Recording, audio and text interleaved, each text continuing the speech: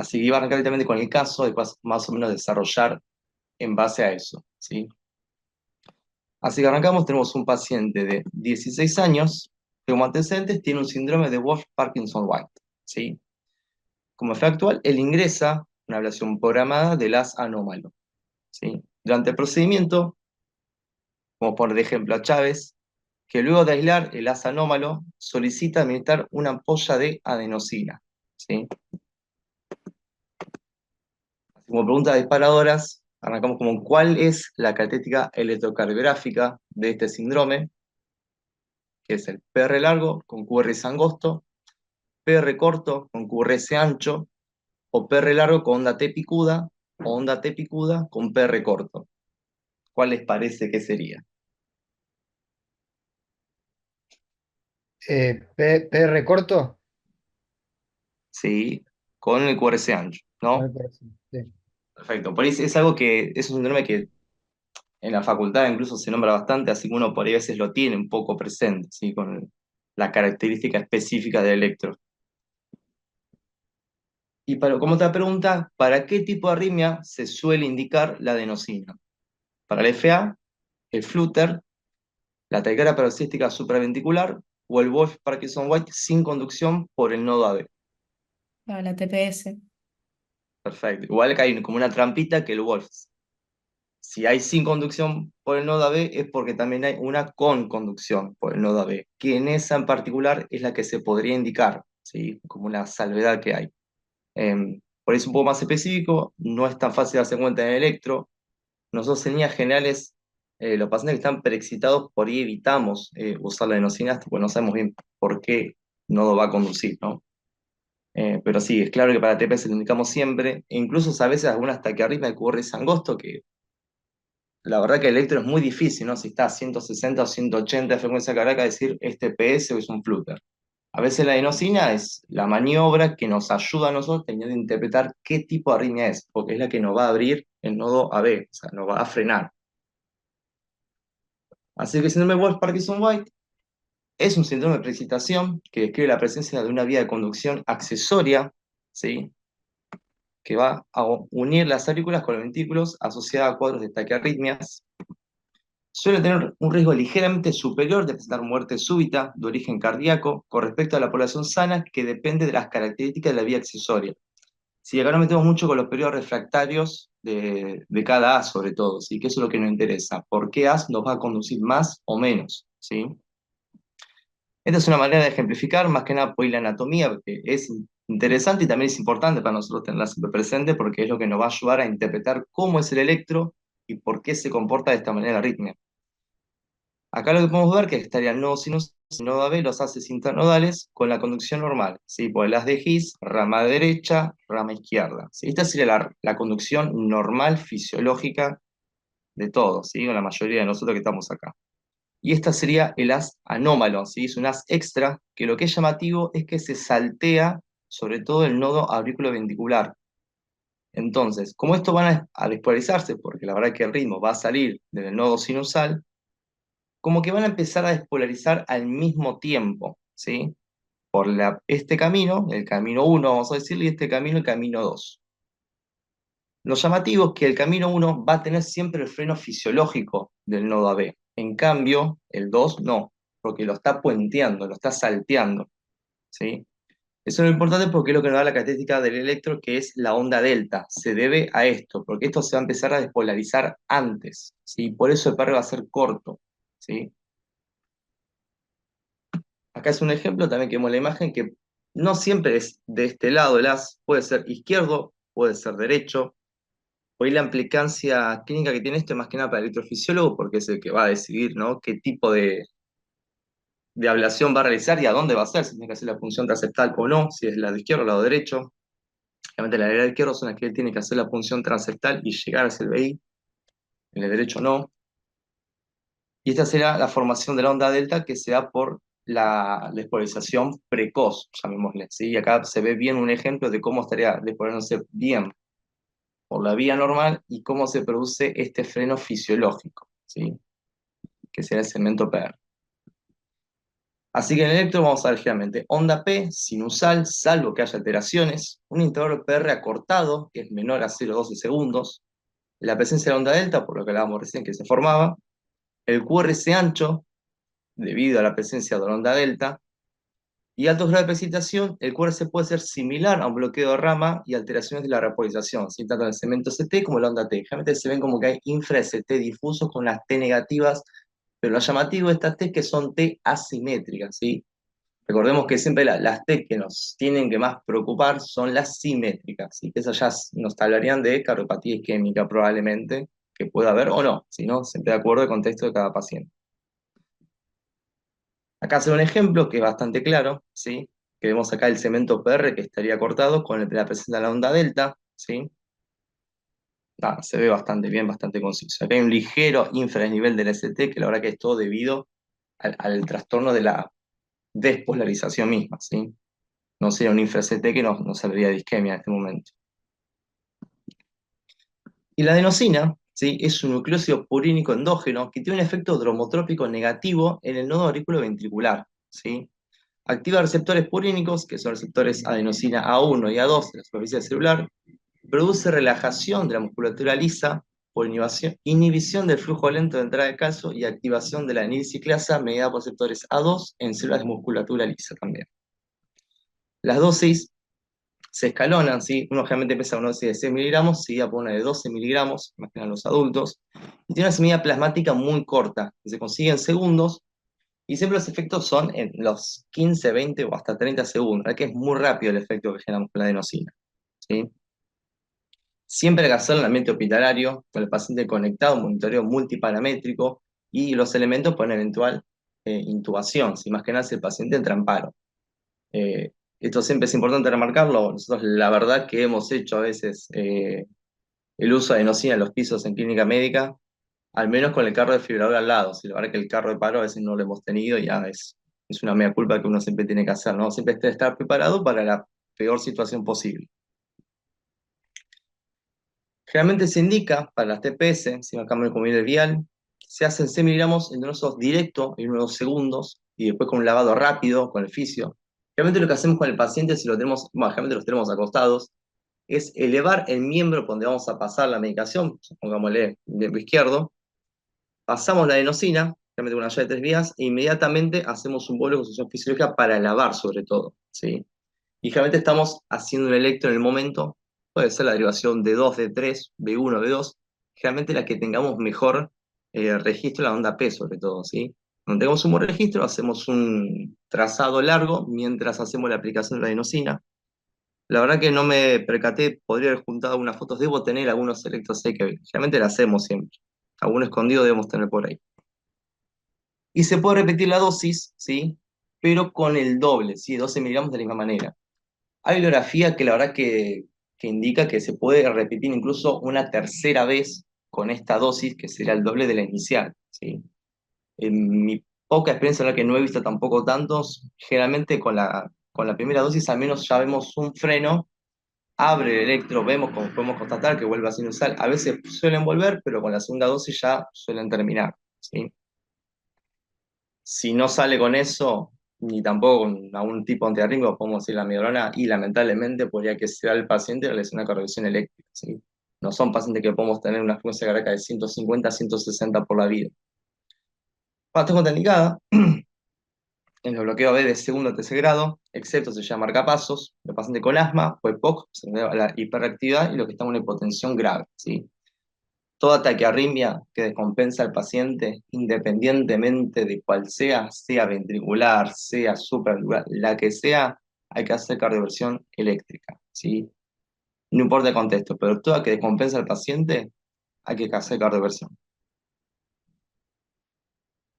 Como reacciones adversas, como más frecuentes tenemos el rubor facial, palpitaciones, hiperventilación, náuseas y vértigo. Como menos frecuentes, bloqueo de inducción del aurículo ventricular o la hipotensión misma. Y por una gravedad podemos tener fibrilación ventricular, bloqueo B completo y también las reacciones de broncoespasmo. Yo la verdad que muchos pacientes lo que refieren, al final del nodo AB, la sensación que todos te describen es que se van a morir. Es una sensación de muerte del freno mismo, que siente que se le para el corazón, literal. Incluso a veces cuando vemos el monitor, les baja una frecuencia cardíaca de 30, 40, que después por suerte suele recuperar. Lo que es interesante también es que las metilxantinas, como la cafeína y la teofilina, son antagonistas competitivos de la adenosina, y a veces se puede llegar a utilizar como el antídoto para esto. Y siempre utilizar en precaución con pacientes con intervalo QT prolongado por posible riesgo de la torsada de punta. Volviendo al paciente, ¿sí? Pongámonos en el contexto que ya se realizó la ablación, así que ya el médico electrofisiólogo hizo la ablación de este haz anómalo, ¿sí? Y ya ve en el electro que la onda delta desaparece. La prolainosina, en este contexto en particular, la idea es frenar el nodo AB, ¿sí? Generar una bradicardia extrema, para ver si en esa bradicardia reaparece el haz anómalo a comandar otra vez el ritmo, ¿sí? Como una maniobra que suelen hacer, más que nada para constatarlo. Más allá de las estimulaciones ventriculares que también suelen hacer, a ver si hay alguna vía retrógrada que haya quedado, con la que después puede volver a aparecer la arritmia, ¿sí? Yo la verdad que nunca situación que lo vi con Chávez fue un paciente joven, que ya había entrado por una segunda vez en la ablación del Wolf, y nada, justo realizó esta maniobra y había sido interesante, al menos para mí. ¿Dudas de esta en particular? Porque después hay otro caso clínico, que es cortito igual.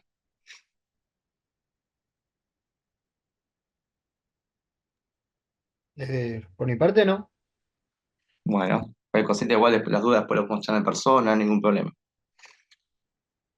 Como segundo caso, también es corto, es una paciente femenina de 86 años con antecedentes de hipertensión, dislipemia, tratamiento con alapril 10 miligramos día y atorvastatina con 20 miligramos día.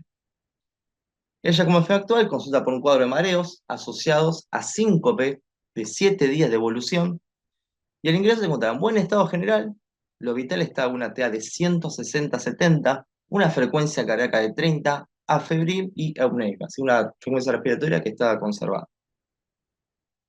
Este es el electro, que obviamente es robado del internet. Si querés, Pinocho, vos ayudame, tirame un centro y ayúdame a informar este electro que me da dudas a mí un poco. Ah, mirá cómo cagás al rotante. Si le pregunto es porque yo sé que él viene muy bien en esto. Está Bueno, primero tenés bastante que canchero.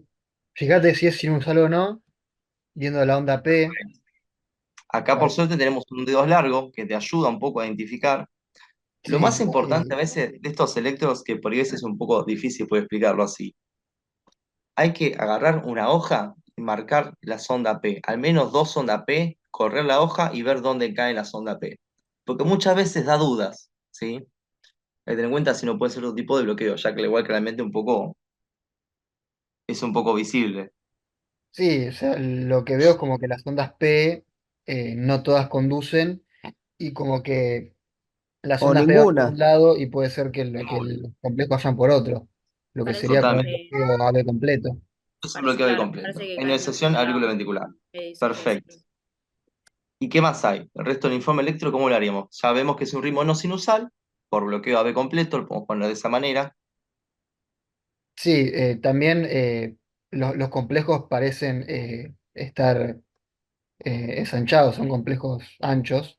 Complejos anchos. Si bien por ahí la línea de base no se llega a ver muy bien, al menos más de 0,12 miden seguro. Perfecto. Sí, lo que sí Entonces, ¿qué me parece sospechamos? que parecería ser más un bloqueo de rama derecha, creo yo. Perfecto, perfecto. Si acá te acordás que habíamos en B1 y en Sí. B2 la M de Macri, ¿sí? Para pensar bloqueo de rama derecha. ¿Y el eje dónde crees que está? Más o menos. Y el eje, ya te digo que está desviado a la izquierda porque es negativo en ABF, Perfecto, pero perfecto. Muy bien. Viste que decíamos que el eje es exactamente -30 si D2 es la isodifásica. Pero la mm, de 2 acá en realidad es más negativo, o sea que se me aleja más de 2. Al no, por menos ahí lo en que más vería isodifásica sería ABR, o sea, tendría que mirar D3 que está negativa, lo que me daría un -60 más o menos. aproximadamente, Sí. totalmente. Ponele que es un poquito más positiva, podemos robar decir que está -50 y no nos cambia nada. ¿Y Sí. qué otro tipo de bloqueo buscábamos cuando el eje se nos iba bien, bien hacia la izquierda? Y los semibloqueos sería un anterior izquierdo. totalmente. Entonces teníamos un ritmo no sinusal con bloqueo B completo asociado a un bloqueo completo de rama derecha y un bloqueo anterior izquierdo, ¿sí? Generalmente podéis un electro que vemos mucho en los pacientes chagásicos. A veces podéis sin el bloqueo B completo, pero sí con el PR prolongado, con el bloqueo B de primer grado. Son pacientes que los tratamos de seguir de cerca porque sabemos que no hoy, pero el día de mañana van a terminar con un marcapasos, ¿sí? Esta paciente se le indica en el ingreso isoproterenol endovenosa con aumento de la frecuencia cardíaca a 60 latidos por minuto. Al día siguiente ingresa a quirófano para colocación de marcapasos, que será un DDR, y donde la colocación del monitoreo multiparamétrico en la mesa de anestesia se constata la frecuencia cardíaca de 30 y se evidencia que finalizó su administración de isoproterenol. Sí, no, se quedó sin medicación en ese momento justo. La gente de coronaria no estuvo atenta y mandaron a la paciente con poca medicación. Así como pregunta disparadora, ¿cuál es el mecanismo de acción del isoprote? ¿Es alfa-adrenérgico, dopaminérgico, inhibidor de la fosfodiesterasa 3 o es un beta-adrenérgico no selectivo? Eh, yo tenía entendido que es beta uno, pero es bastante selectivo, ¿no? Claro, si ves la bibliografía, lo que yo encontré justo en estos últimos días, como que lo contaba como más no selectivo, pero sí, sería beta uno y beta 2. Ahí con más efecto beta Ah, uno. claro, o sea, me refería a selectivo en el que es beta, que no tiene actividad alfa. O sea, puede ser No, que. no, por eso sí, tal cual. Perfecto. ¿Y por qué no es selectivo? ¿Qué más estimula? No, No, justamente porque decía que también puede ser beta, no solamente beta uno sino beta dos. Beta 2, beta 2. tal cual. ¿Cuál de estas es una indicación para el isoproterenol? La F alta respuesta ventricular, bradicardia sintomática, TPS o arritmia sinusal respiratoria. Y la bradicardia. La bradicardia, tal cual. Lo que yo, la verdad que con la experiencia, incluso hablando con algunas plantas, el isoprote más que nada lo usan más que en las bradicardias sintomáticas, los bloqueos B completo y sobre todo los que son degenerativos, ¿sí? En los pacientes que son añosos, como que el nodo sinusal con el tiempo se va fibrosando poco a poco, como toda enfermedad degenerativa del adulto, y que estos pacientes suelen responder bastante bien.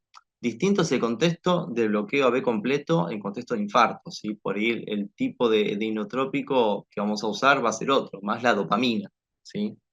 Pero bueno, la causa principal va a ser destapar el caño, que es lo que nos está generando el bloqueo AB, ¿no?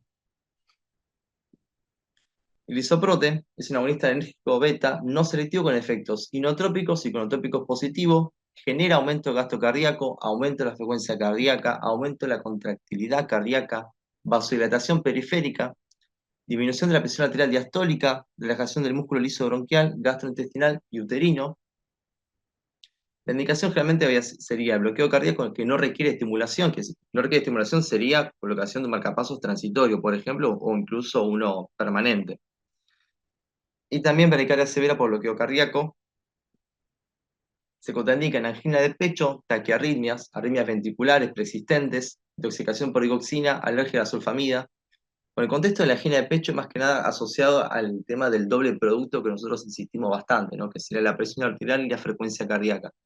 Entonces, pues siempre tratamos de tener una frecuencia cardíaca, en los síndromes coronarios sobre todo, una frecuencia cardíaca promedio de 60 latidos por minuto y una TA 90-60, lo más cerca posible, todo para disminuir el consumo de oxígeno del miocardio, ¿sí? Entonces pasa que tienen Angor, nosotros al aumentarle el doble producto, por ejemplo, se puede tener con un efecto beta, por ahí terminamos generando más isquemia incluso.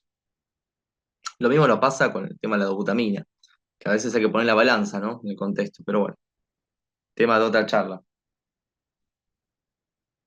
El inicio de acción es inmediato, la duración sería de 10 a 15 minutos, tiene una vida media de 2,5 a 5 minutos, tiene metabolismo a nivel hepático sobre todo, y la excreción a través de la orina, que es en forma de conjugados de sulfato, que sería justo los metabolitos que estaría formado, por eso se contraindica la alergia a estos mismos, que será el excipiente. Y la dosis, más que nada lo que es la bradiarritmia, que es lo que me parece más interesante encontrar. La verdad que esto del off-label, busqué no tanto, tenía que hablar un poco más con Chávez, a ver qué tanto él cree que se puede usar para este tipo de indicaciones, ¿sí? Pero bueno, lo importante es que si la de arritmias o bloqueo del nodo AB de 2 a 10 microgramos minuto, titulada hasta el efecto deseado. Nosotros como la dosis estándar siempre hacemos 2 ampollas en 2,50 a 10 mililitros a iniciar, según respuesta. Siempre el objetivo que buscamos es llegar a una frecuencia cardíaca al menos de 60 latidos por minuto. ¿Sí? La verdad que he visto pacientes con 40 mililitros de isoprostol con esa forma. ¿Sí? Pero bueno, como efectos adversos, como hablamos un poco recién, angina de pecho, enrojecimiento, hipotensión, hipertensión también, palpitaciones, arritmia ventricular, disnea o edema, visión borrosa, dolor de cabeza, mareo, nerviosismo, inquietud, confusiones, náuseas o vómitos, hipopotasemia, aumento de la glucosa en suero, temblor, debilidad. La verdad que yo más he visto es incluso visión borrosa o incluso cefalea o mareos, eh, a menos en la experiencia escasa que he tenido con el uso de esta droga. Lo que sí es que la verdad que los pacientes que son añosos suelen andar bastante bien con esto. Así que nada, eso era un poco la actualización. Muy buena, Muy Buenísimo, linda Emo. la clase, muy bien. No, Chávez lo usa siempre. O sea, el isoprotenolol es una droga que viene con el paciente que va a hacer una ablación. Cuando hacen bradicardia, siempre la tenemos que tener preparada. Y lo usamos cuando ponen marcapaso, los cirujanos cuando van en el hospital siempre lo tienen que poner con el isoprotenolol. Es una droga que uno la usa prácticamente siempre con los cirujanos de cardiovasculares. ¿Qué te iba a decir? El tema del Wolf, por ahí, si tienen duda qué usar, usen amiodarona para bajar un Wolf, porque a veces está con Bueno, coexiste con un FA de alta respuesta y si ustedes le bloquean el nodo AB, ese paciente va a ir a una FB, una TB y va a ser un paro. Entonces, cuando tengan duda de qué usar y el paciente se le está descompensando, obviamente cardiovierten, eso no. Pero ojo cuando coexista con una FA de alta respuesta, porque ahí no se puede usar cualquier fármaco. Y lo que decías de sí, que eso es inhibe importante porque estuvo la historia, me contó Petra en su momento, cuando ella estaba en la UCO, que les había pasado a un paciente joven que tenía WOF de base, habían entrado una FA preexcitada, se le pasa adenosina y se le fue a 300 de frecuencia cardíaca. y porque se fue Eh, por el lado anómalo. Le bloqueas exactamente, lo el conduce todo por nodo, ahí y sí. claro. Entonces, si tienen duda, o lo cardiovierten o le pasan amiodarona, que sí está indicada en esos casos.